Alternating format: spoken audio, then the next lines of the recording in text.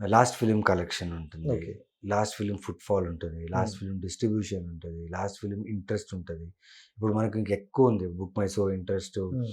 Social media attraction ఇవన్నీ ఉంటాయి. హ్మ్. అంటే ఫేమ్, హ్మ్.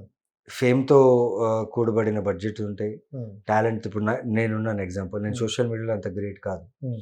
సోషల్ మీడియాలో ఎక్కువ ఉండను. ఓకే. నా ఫేమ్ ఎంతుందో నాకు తెలీదు. హ్మ్. అంటే హ్మ్, ఫ్యాన్స్ అంటారు. నిజంగా నాకు ఫ్యాన్స్ ఉన్నారా? హ్మ్. నాకే డౌటొస్తుంది. ఓకే. బట్ ఒక్కటి తెలుసు, నా సినిమాలు చూస్తున్నారు. Hmm. Most of the families are watching the film. అది ఎలా తెలుసంటే నేను బయటికెళ్ళినప్పుడు, యెస్.